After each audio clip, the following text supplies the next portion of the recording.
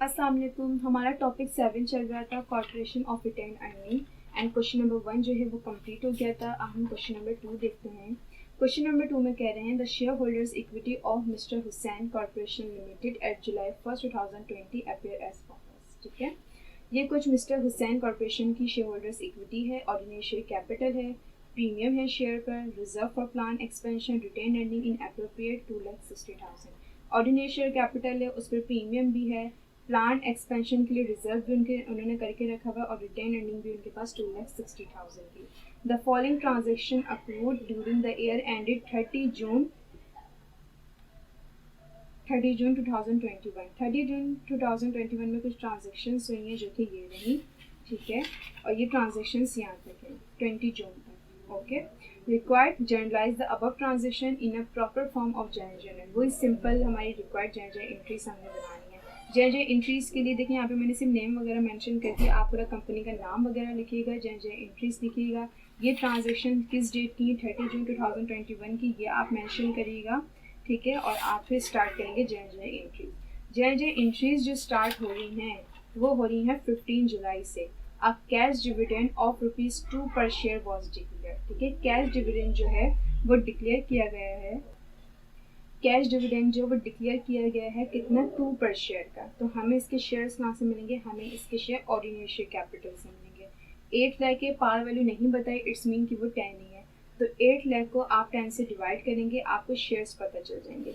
फिर आप उन शेयर्स को 2 से मल्टीप्लाई करेंगे, आपको कैश डिविडेंड की अमाउंट पता चल जाएगी। ठीक है, तो कैश डिविडेंड पेबल की सिंपल एंट्री क्या होती है। अच्छा, यहाँ पे डेट वगैरह दी गई है। ठीक है, तो डेट मेंशन होगी 15 जुलाई को कैश डिविडेंड डिक्लेयर किया गया है, उसकी एंट्री बनेगी retain earning account debit, cash dividend payable credit, और 80,000 के शेयर्स थे, हमने उसको 2 से मल्टीप्लाई करा, 1,60,000 की अमाउंट आई और नरेशन बना दी to record cash dividend declare. ठीक है, जब भी आपको यहाँ पे पर शेयर दिया जाएगा, आप शेयर्स कहाँ से लेंगे, पैड शेयर कैपिटल से या ऑर्डिनरी शेयर कैपिटल से शेयर्स देंगे। और अगर नहीं दिए जाएंगे तो आप जो है वो अमाउंट को पार वैल्यू से डिवाइड करेंगे, आपको शेयर्स पता चल जाएंगे। अब वो 12 अगस्त को कह रहे हैं the dividend declare on July 15 was पे। वो कह रहे हैं जो डिविडेंड डिक्लेयर किया था 15 जुलाई को वो पे कर दिया गया। 15 जुलाई को कौन सा डिविडेंड डिक्लेयर किया गया था, कैश डिविडेंड, अब वो पे किया जा रहा है। सो पे की एंट्री किस तरीके से बनेगी देखें। जब डिक्लेयर करते हैं तो रिटेन अर्निंग डेबिट होता है, कैश डिविडेंड पेबल क्रेडिट होता है। अब ये कैश डिविडेंड पेबल जो था ये हमारे पर लायबिलिटी हो गई थी, क्योंकि हमने वादा कर लिया था लेकिन दिया नहीं था, सिर्फ डिक्लेयर की थी। हम इसको पे कर रहे हैं, सो कैश डिविडेंड पेबल जो है वो डेबिट साइड पे चल जाएगा, डेट वगैरह मेंशन करेंगे 12 अगस्त। Cash dividend payable debit side पे चल जाएगा। मैंने आप लोगों को बताया था कैश डिविडेंड हमेशा कैश की सूरत में दिया जाता है, लेकिन जॉइंट स्टॉक कंपनी का काम ऑन कैश भी नहीं होता है, सारा थ्रो चेक हो रहा होता है, इसलिए बैंक क्रेडिट होगा। ठीक है, बैंक क्रेडिट करेंगे, कितनी अमाउंट जो है वो डिक्लेयर की थी कैश डिविडेंड के लिए, 1,60,000, उसी अमाउंट से वो पे वाली एंट्री जो है वो रिकॉर्ड की जाएगी to record cash dividend paid. ठीक है, कभी भी कैश डिविडेंड डिक्लेयर होगा सो ये एंट्री बनेगी, जब वो पे हो रहा होगा तो वो ये एंट्री बनेगी। लेकिन कैश डिविडेंड की, कैश डिविडेंड हमेशा कैश की सूरत में दिया जाता है, लेकिन थ्रो चेक होता है इनका सारा काम, इसलिए बैंक क्रेडिट होगा। सो 15 जुलाई को उन्होंने डिक्लेयर किया था, फिर 12 अगस्त को 15 जुलाई डिक्लेयर कैश डिविडेंड जब वो पे कर दिया गया है।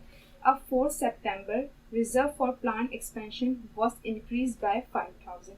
प्लान एक्सपेंशन का जो रिजर्व है वो इंक्रीज हुआ है। ठीक है, उन्होंने एग्जैक्ट हमें वैल्यू नहीं बताई कि क्या है, तो देखेंगे कि यार यही 5,000 की वैल्यू है या कुछ और है। तो हमने देखा भाई प्लान एक्सपेंशन 90,000 का था, अब वो इंक्रीज हुआ है। इंक्रीज का मतलब पहले उन्होंने 90,000 रुपये प्लान एक्सपेंशन के लिए रख दी हैं, इस साल भी उन्होंने 5,000 जो है उसके लिए रिजर्व करे। सो यहाँ पर क्या होगा, सिर्फ 5,000 से एंट्री पास करेंगे। आप ये नहीं करिएगा कि आप इसको और इसको दोनों को प्लस कर दें, नहीं, वो रिजर्व पिछले साल का, पिछले साल भी जो है ना वो प्लान एक्सपेंशन के लिए जो है वो रिजर्व करके रखे थे, इस साल उन्होंने 5,000 जो है वो रिजर्व करे। सो इसकी एंट्री बनेगी 4 सितंबर retain earning account debit reserve for plan expansion credit 5,000 से जो है एक्सपेंशन जो है वो मतलब इंक्रीज हुआ है। ठीक है, to record appropriate for plan expansion. ठीक है, कभी भी आपके पास रिजर्व ऊपर भी दिया जाए और फिर नीचे भी, तो जब ये वर्डिंग याद रखिएगा, अगर ये कह रहे हो कि reserve for plan expansion was increase by 5,000, तो इसका मतलब ये 5,000 इस साल के जो है वो रिजर्व करें, इससे आप ये एंट्री पास कर देंगे। ठीक है, फिर है October 6 a 6% stock dividend to be paid on November 2 was declare. वो कह रहे हैं 6 अक्टूबर को कि 6% स्टॉक डिविडेंड जो वो डिक्लेयर किया है और पे कब होगा 2 नवंबर को। लेकिन अभी जो हम 6 अक्टूबर की एंट्री बनाएंगे ना उसमें सिर्फ डिक्लेयर की बात करेंगे, उसमें हम पे की बात नहीं करेंगे। फिर वो कह रहे हैं भाई 2 नवंबर को 2 नवंबर को आगे जाके हम उसको पे कर देंगे, लेकिन अभी जो बात होगी वो सिर्फ डिक्लेयर की बात होगी। सो डिक्लेयर की क्या एंट्री बनती है 2 नवंबर, वो सॉरी 6 अक्टूबर। Retain earning account debit stock dividend payable credit, और उन्होंने कहा था 6% हम किसका लेंगे, ऑर्डिनरी शेयर कैपिटल का। आप जो है वो 8 लाख का 6% ले लेंगे, ये 48,000 आ जाएगा। ये अभी हमने 6 अक्टूबर को सिर्फ डिक्लेयर की बात की है, to record stock dividend declare. फिर 6 अक्टूबर के बाद 2 नवंबर आ गई, और 2 नवंबर को उन्होंने कहा था कि वो पे कर दिया जाएगा।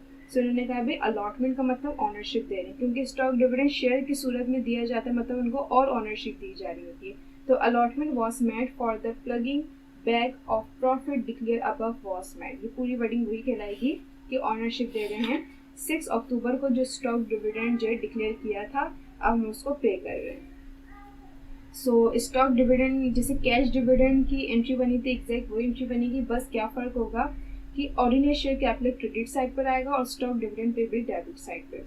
जब हमने डिक्लेयर किया था तो एंट्री ये थी, ठीक है। अब हमने क्या करा, अब हम उसको पे कर रहे हैं तो stock dividend payable debit side पे चल जाएगा। शेयर्स इशू जब भी करते हैं क्रेडिट साइड पे ऑर्डिनरी शेयर कैपिटल आता है। शेयर्स वगैरह जो है यहाँ पे नहीं बताया, हमें क्या करना है, एग्जैक्ट वैल्यू लिख देनी है वही 48,000 की, ठीक है। या आप ये भी कर सकते हैं भाई 48,000 को जब आप 10 से डिवाइड करेंगे तो 4800 के जो हैं वो आपके पास शेयर्स आ जाएंगे, ठीक है। सो स्टॉक डिविडेंड 6 अक्टूबर को स्टॉक डिविडेंड डिक्लेयर कर दिया गया, और उसी में बता दिया गया था कि 2 नवंबर को ही पे कर दिया जाएगा। जब 2 नवंबर आई तो उसमें हमने पे कर दिया 48,000 का stock dividend, to record stock dividend pay. हमेशा स्टॉक डिविडेंड शेयर की सूरत में ही दिया जाएगा। अब है 31 दिसंबर। 31 दिसंबर को कह रहे हैं the expansion of the plan was completely at the cost of ₹95,000 which was paid in cash. The reserve for plant expansion was therefore closed. वो कह रहे हैं भाई प्लांट के लिए जो प्लांट एक्सपेंशन था, ठीक है ना, was completely at a cost 95,000। तो हम देखेंगे प्लांट एक्सपेंशन 90,000 का था, इस साल 5,000 हमने उसके और रिजर्व करे, ये कितना हो गया था 95,000 का।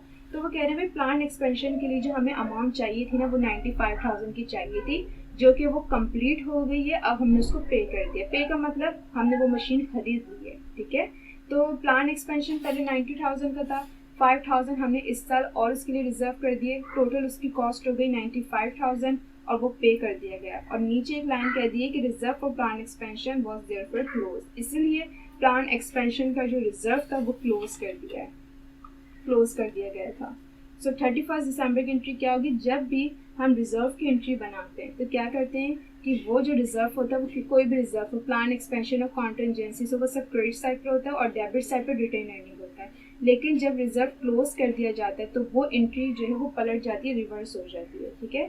सो क्या होगा, reserve for plan expansion debit side पे चल जाएगा एंड क्रेडिट साइड पे रिटेन अर्निंग। जैसे कि हमने यहाँ पे रिजर्व की एंट्री बनाई थी कि भाई retain earning account debit side था और reserve for plan expansion credit था, लेकिन ये रिजर्व हो रहे थे उसके लिए पैसे, लेकिन अब वो क्लोज कर रहे थे क्योंकि उसकी कॉस्ट कंप्लीट हो गई। 95,000 के जो है ना वो रिजर्व के लिए पैसे रखने थे, जो कि 95,000 जो है वो रखनी है। अब हम क्या करेंगे, अब हम क्लोज कर रहे हैं 31 दिसंबर को, तो एंट्री रिवर्स हो जाएगी, reserve for plan expansion debit side पे चल जाएगा, retain earning account credit side पे चल जाएगा। 95,000 से एंट्री पास कर देंगे to record plan expansion paid, और आगे ये भी लिख सकते हैं कि क्लोज्ड, ठीक है। पे का मतलब ये होता है कि मशीन खरीद ली गई। ये 31 दिसंबर की एंट्री आपने पास कर दी है। इसके बाद थी 20 जून, close the income summary account showing profit of ₹1,40,000। Income summary account show कर रहा है प्रॉफिट में 1,40,000 का, ठीक है, और इसको क्लोज कर रहे हैं। क्लोज का मतलब ये होता है कि रिटेन अर्निंग अकाउंट में ट्रांसफर हो रहा है। सो इसकी सिंपल एंट्री होगी 20 जून, ठीक है। इनकम समरी डेबिट साइड पर आ जाएगा, retain earning account credit side पर आ जाएगा, 1,40,000 से ये एंट्री पास कर देंगे to record net income transfer into retain earning, ठीक है। जब भी प्रॉफिट जो रिटेन अर्निंग में ट्रांसफर हो रहा होगा तो इनकम समरी डेबिट होगा, retain earning account credit side पे 1,40,000 की इनकम थी, नरेशन पास कर देंगे। इसमें जस्ट एंट्रीज कही थी जो कि हमने बना ली है। क्वेश्चन नंबर 2 भी आप लोग का कंप्लीट हो गया है।